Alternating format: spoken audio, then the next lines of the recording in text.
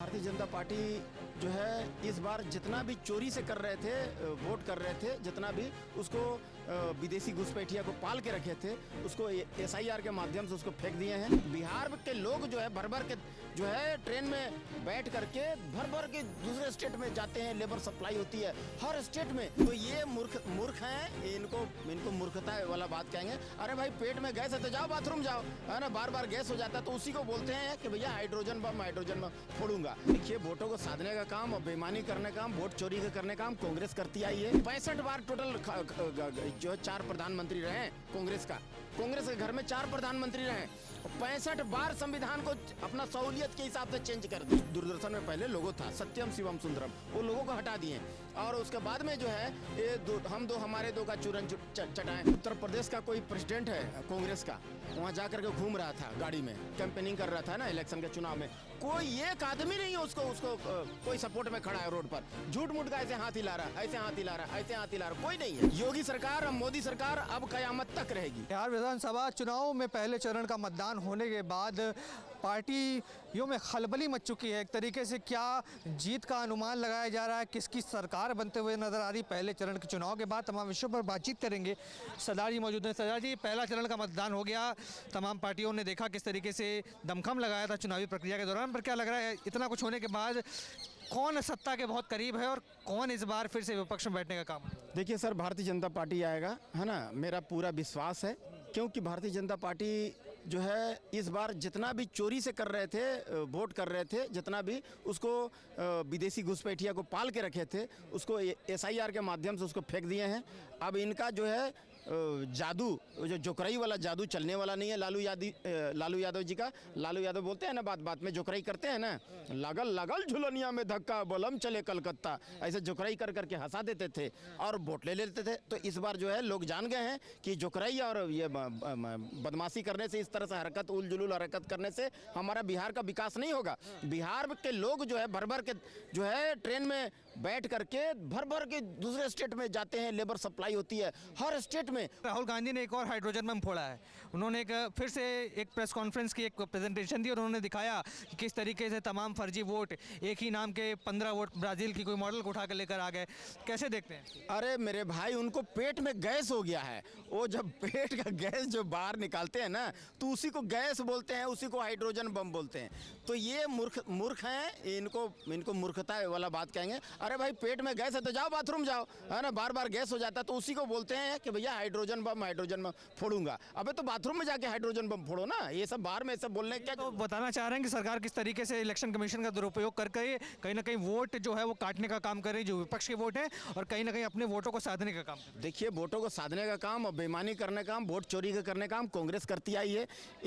एक भी वोट नहीं मिला था नेहरू को, 14 वोट से जीते थे हमारे सरदार वल्लभ भाई पटेल। उनको हटा करके उनको धक्का देकर भगा दिया और जो है नेहरू को ताज पहना दिया कि भैया तुम ही हो सेकंड प्राइम मिनिस्टर। और फर्स्ट प्राइम मिनिस्टर हमारे बोस थे, हाँ, और बोस को भी गुमनाम कर दिया कि भैया कोई first prime minister, first prime में हमारे यही थे, नेहरू थे। और ये जो है 1975 में 1975 में इंदिरा गांधी जी पूरा देश में इमरजेंसी लगा दिए, पूरा देश को जेल बना दिए। तो वोट चोरी तो ये किए, ये दुरुपयोग किए।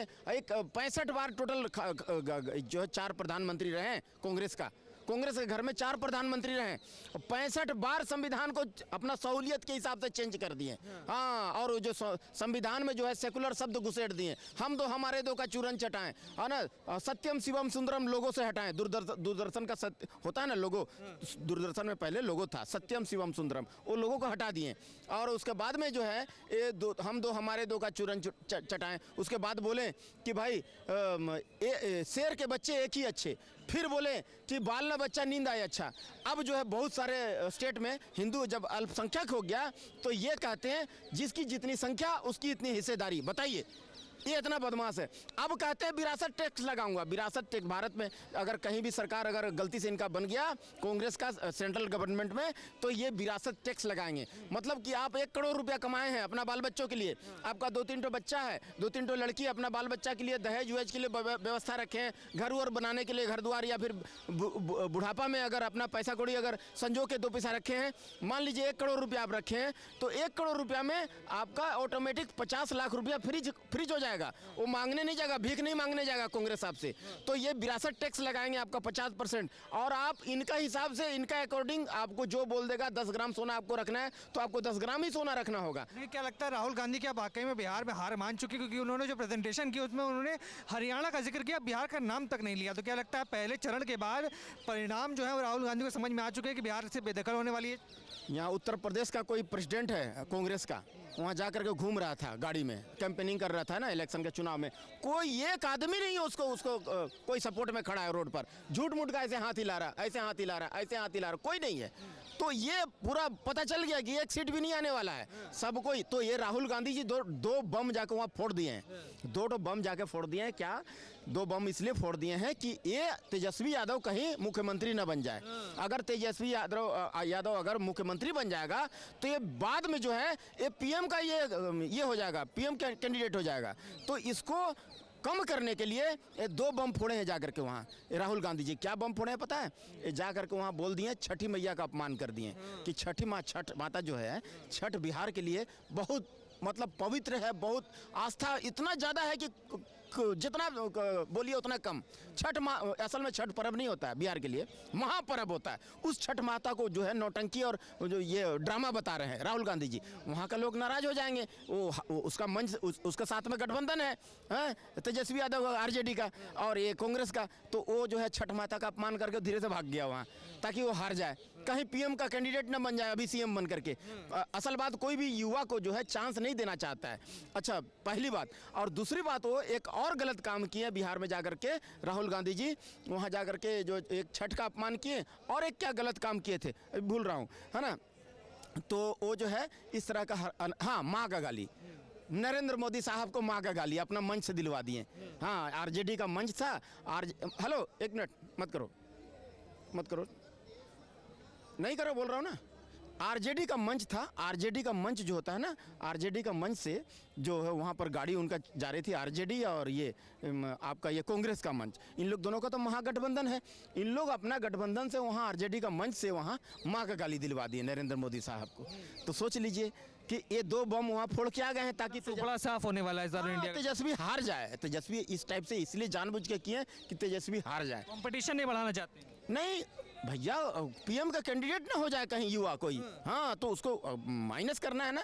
पीएम मटेरियल हो गया तो फिर इसको कौन पूछेगा, इसलिए उसको जो है माइनस करने के लिए 2 बम फोड़ के आ गए, छठी माँ का अपमान कर दिए और जाकर के और नरेंद्र मोदी साहब को माँ का गाली दिलवा दिए। वहाँ का तो लेडीज लोग बोल रही है कि कुत्ता बराबर भी नहीं है राहुल गांधी जी, वीडियो वायरल हो रहा है। हाँ, बिहार का कुत्ता का बराबर नहीं है, ऐसे बोल रही है वहाँ का लेडीज लोग। तब बताइए, और वहाँ नरेंद्र मोदी साहब को गाली, नरेंद्र मोदी साहब को अपमान करने का काम, उनका माँ को गाली देने का काम, ये सब देश नहीं देख रहा है।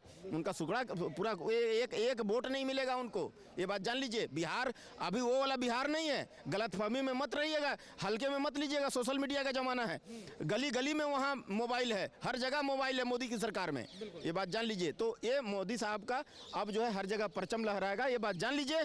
योगी सरकार और मोदी सरकार अब कयामत तक रहेगी। आप देख रहे हैं सौगंध टीवी, सौगंध वतन की।